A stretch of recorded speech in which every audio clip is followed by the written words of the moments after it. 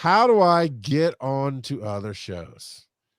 And I think that's something all of us have done, but it's not the easiest thing to do. And Kurt, you look ready just to jump right in. Come on. First, change the channel. And that's what you're talking about, right? Just,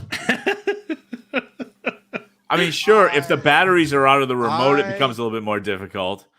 I didn't walk into that one. I ran full speed and got clotheslined by that bad dad joke. Actually, so in reality, Charles, do you have an opinion on this? Because I think you do, and I think your approach is probably different than mine. Mine is go ahead. Oh, I'm sorry. Yeah. Well, you asked a question. I mean, I just was being polite to answer, but no, that's what no, it was rhetorical. I didn't want to hear you. Gotcha. I didn't know what recorded was. Sorry. I prefer to take the tact of doing good work so people seek you out. Okay. And so I'm not as aggressive, and I'm not saying aggressive as a pejorative term. I'm saying aggressive. I don't approach other shows saying, "Hey, do you need a guest?" I'm not that guy. I prefer to do the work, and then if somebody says, "Hey, I think you'd be good on this," cool, great. And how well does that work out for you? Pretty decently.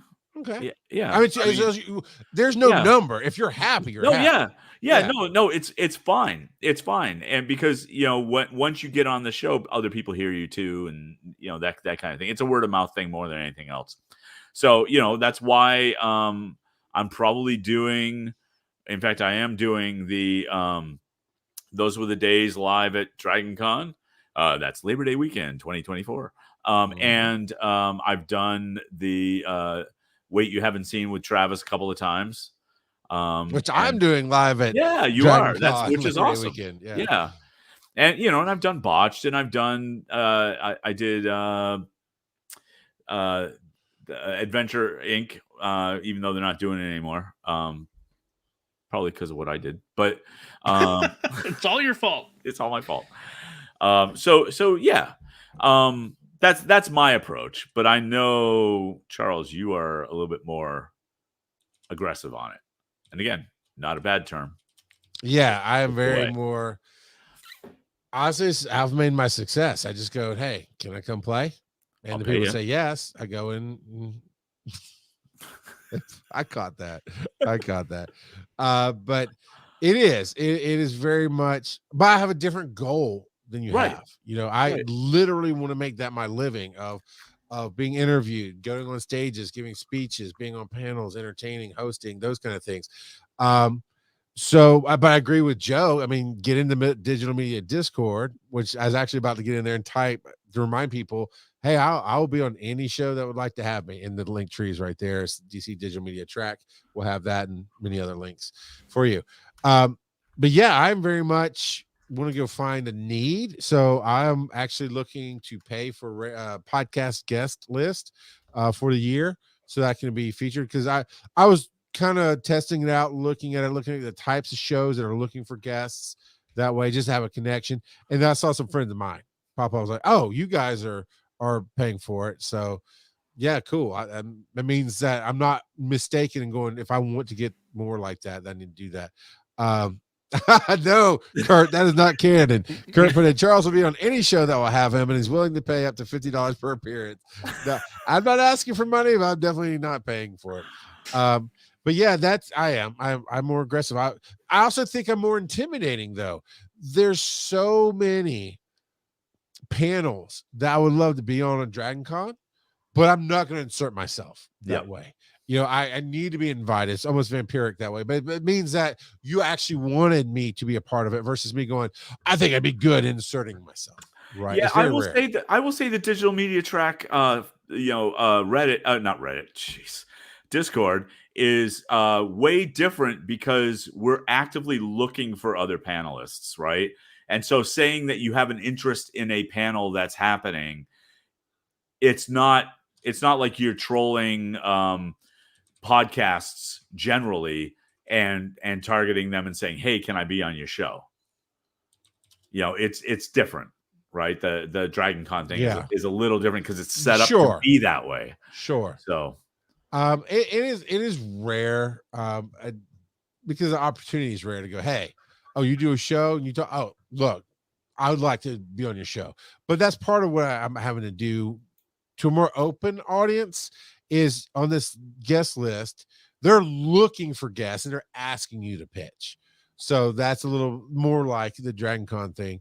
But yeah, I do feel like our Dragon Con people are intimidated though, because I rarely, and I know the joke is easy, right? Well, they just don't want you.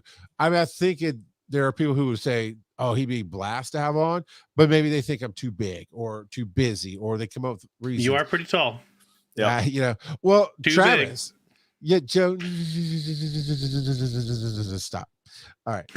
I didn't know how long I was gonna be able to do that, but I pulled it off. It's all right. But Travis's Wait You Haven't Seen, he put in, I need a guest. I'm looking for people to sign up. And I reached out to him. I think the message was DM. He asked us to DM on Discord or whatever.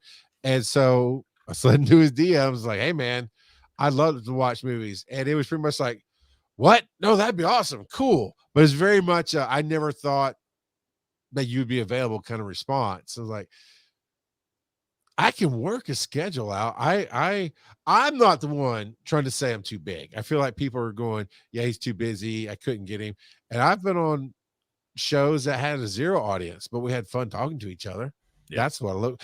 I mean, yeah, maybe at some point in my career, if some strangers like I was starting off, and you only have like 20 listeners, I would like to think I'd have people that would find the right fit anyway, and I could go on to a show no matter how big I am. But there might be a time where it's like, well, right now my year's booked, so unless you're a million followers or more, blah blah, or can pay my fee. But I would love to try to think. My goal is to be able to reach the old me and go, yeah, let's talk, like Dan Carlin did for me. I don't know how many people are familiar with Dan Carlin, but he came on 3 times onto my show as he was an up and comer podcast. I mean, he was a LA Times, I think it's LA Times, LA Sun, LA, whatever the big paper is in LA. He was a writer for that. He became famous for being a historian. Then he really got into podcasting early on and did Common Sense, which is about politics, and Hardcore History, which is what it sounds like. It's like 3 hours on a historical topic. And he's so good. And I just reached out to him, and he gave me not just the time of day, but really hit me at 3 big moments in my early career in podcasting and just had my back. And it was great. So I'd love to be able to do that for somebody else. But that's not quite what we asked here, but that's, where right. we landed. So what about you, Joe? What about, how do you get on to other shows? I don't. You have to. I have. Each time that I've been a guest, it's been them reaching out to me to guest on their show. And half of those have been patrons of ours saying, hey, will you come on my show? I'm like, all right. And so it really is, if you're willing to accept rejection, just ask. Like, even I was telling Charles and Kurt before the show started, my wife got asked to be a guest on a podcast earlier today.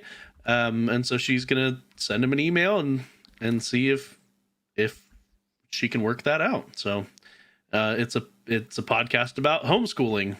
So A podcast about homeschooling. Schooling. Who would you reach out to have on your show? I mean, I don't know that any of us really do shows that are super open to guests, but so one of my shows is that's right. That's right. It did launch. Yeah. And so I've got some very targeted people. Unsuccessful so far because they're just too big. And my audience isn't big enough. So yeah. Joe? We reached out to a few different people while we were doing the Pokemon Go podcast and had some success with that. And then we also had people reach out to us while we were on the Pokemon Go podcast, like Tara Sands reached out to us, and she came on. She's the voice of Bulbasaur. Twice. Yeah. Yes, yeah, she Because she was at the live show with us at Dragon Con. at Dragon Con. Yep. Yeah. Which she didn't remember us because what she was doing at the time was just hopping on as many podcasts about Yeah, Pokemon as she could. I think as we got through the panel, it clicked with her of, oh yeah, these guys. But yeah, it was Digimon's 25th or 30th anniversary or something, and she was just panel after panel after panel after panel Digimon that year. Pokemon, but yes. No, hers. Don't you remember what? That wasn't the Pokemon year. I thought that was a Digimon year. It was the Pokemon year. We had okay. Why would we have?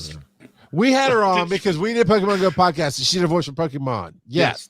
But I'm pretty sure for Dragon Con, it was a Digimon year, and she did voices for Digimon. That's why she came on for. That's why Dragon she came on. Yeah, when she came on because she did kind of remember us, and she said yes to our panel. But she was Kurt, for the love of me, can we get off this topic right now? Holy cow! What are we even talking about? We're talking about going to people's shows.